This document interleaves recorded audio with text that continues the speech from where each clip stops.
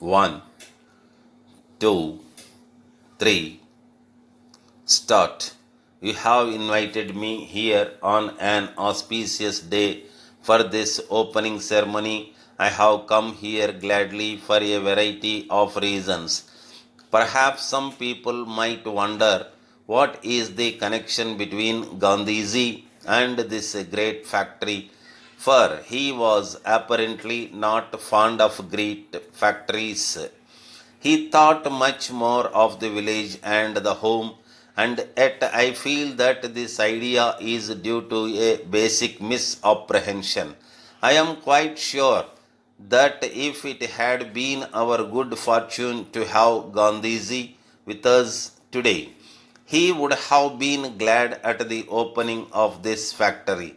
This factory, like all factories, does not come in the way of his basic desire to develop the village industries and generally raise the standard of our vast rural and urban population.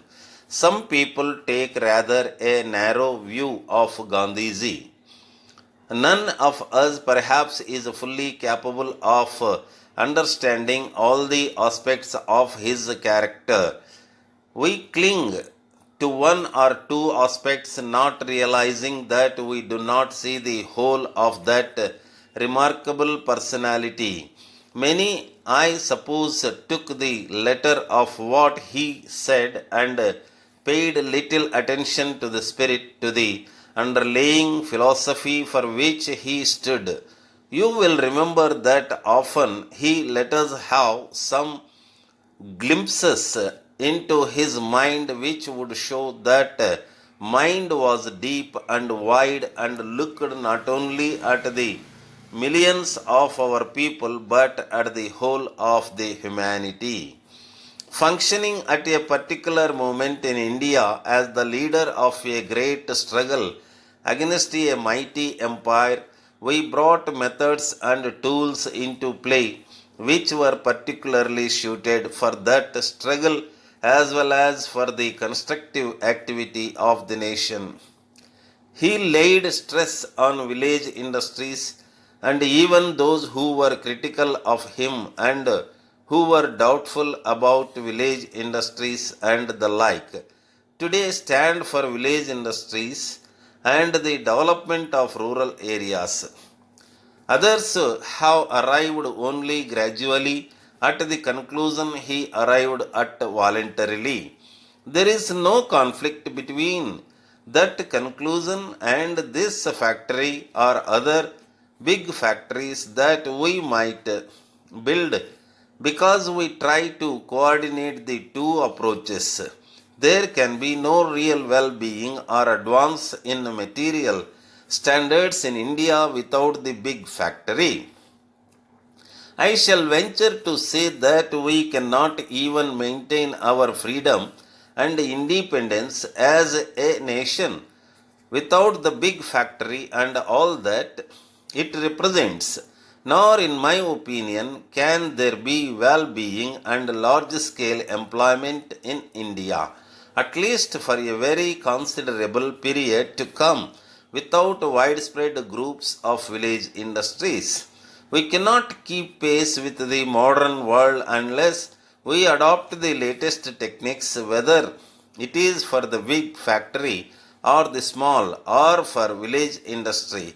We cannot keep pace with the modern world unless we utilize the sources of power that are available to the modern world. Today, we stand on the threshold of the atomic age. Enormous new resources of power have been placed at the disposal of man. Whether he uses them for good or ill, only the future will show. That we do know is that the power is there and we cannot ignore it. We shall have to use this new source of atomic energy when the time comes.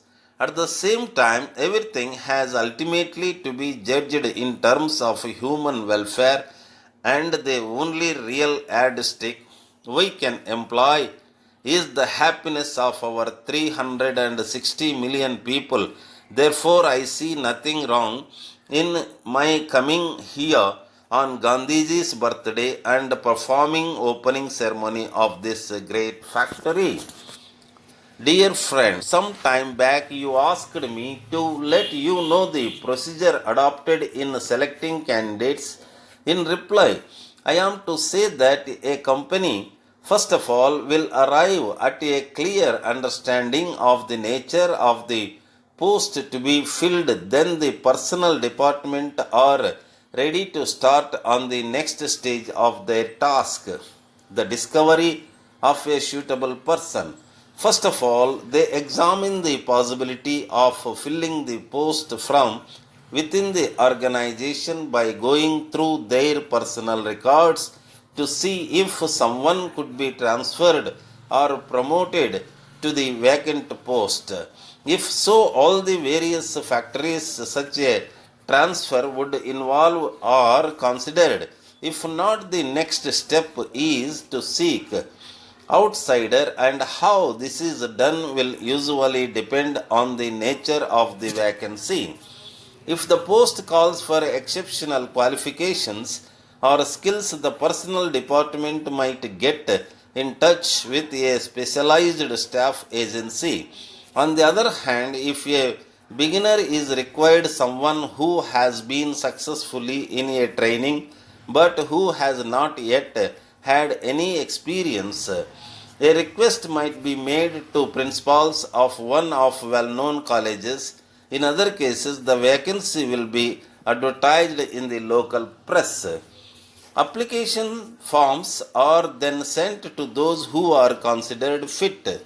Apart from asking for such information as a name and address, date of birth, and details of education which requires your sincerely